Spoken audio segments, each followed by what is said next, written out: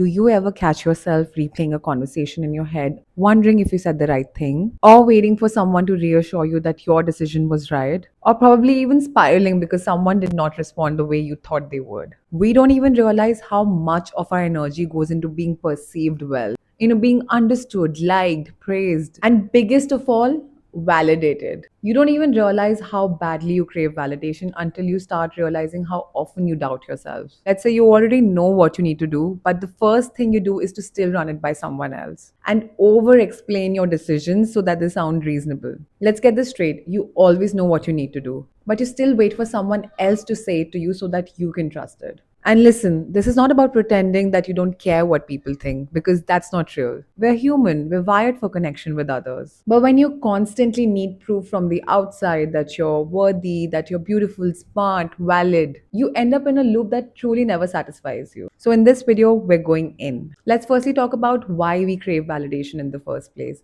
what it does to your self worth, your relationships, and then finally, how you can take your power back. So, what does craving validation look like in everyday life? Maybe you've been in a situationship where their lack of clarity made you question your own worth. Or maybe you've held back a creative idea because someone might not get it. Maybe you don't express yourself fully. Maybe you suppress your emotions. You know what's your mirror moment? When you realize that you've been doing yourself dirty for so many years. Letting people make you question your self worth because you don't trust your own voice. You keep handing the steering wheel of your life to people who don't even know where they're going. And you know when did this hit me? It's when I realized that I needed to stop asking others, and sometimes desperately so, what my next step should be. Like, I'd rather take imperfect action that I chose rather than living a life based on advice from people who are not even living my life. And even if my decisions weren't right all the time in the most traditional sense, they were still mine. And that alone makes it worth it for me. I had spent so long outsourcing my sense of self that I had no idea how to be with myself. And slowly, I stopped asking permission from people. I started solo traveling without asking someone if I should do it. I posted my first video without asking five people if it's good. This is where real validation starts, when your opinion of yourself becomes the one that matters the most. Let's talk about why we seek external validation in the first place. Because it's not like you wake up one morning and you're like, let me just ignore my voice and listen to other people. We crave validation because we keep looking around us to see how others are reacting than just trusting how we feel. And on top of it, add culture, family, school, social media, and it becomes second nature to doubt yourself. The crazy part about validation is that when someone does give it to you, it doesn't even last that long. Because deep down, you're just borrowing confidence from someone else. You're not building trust with yourself. It's like drinking coffee when what you really need is sleep. Perks you up for a bit, but it doesn't solve the root of the issue. And you know what else I realized? That seeking validation doesn't always look desperate. Sometimes it's being the most overly chill, go with the flow kind of person because you never want to be misunderstood or rejected by people around you. But if I'm constantly editing myself to keep the connection, then I'm not really in the relationship. It's just a curated version of me. At some point, you have to ask yourself, do I just want to be understood by others?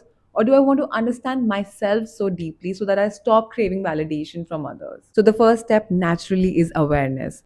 Notice when you crave validation. But the problem is that we do this on autopilot, so we don't even realize when it's happening. So, how do you start noticing then? Whenever you notice yourself hesitating to do something, or you're worried about others' reactions, pause and ask yourself, am I doing this because I want to, or because I want them to like me? Sometimes just asking this question wakes you up from your autopilot and brings you back.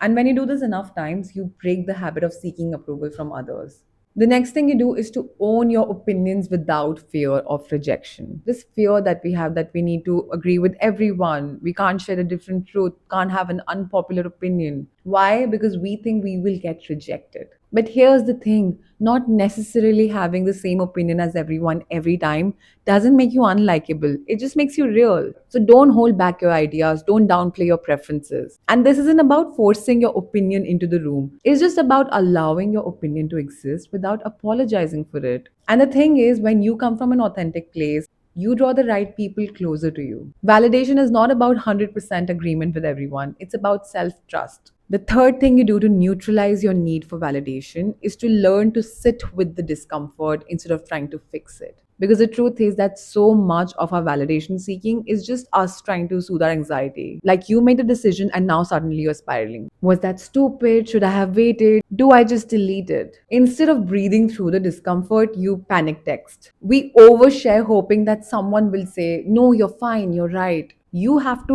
learn how to hold that discomfort instead of rushing to silence it. You have to ask yourself, even if nobody agrees with me right now, can I still stand by myself? Can I be with this feeling for just 10 more minutes without running from it? Can I give myself the reassurance that I would give to a friend? Self validation is about becoming a safe space for yourself. And you know what happens when you start validating yourself?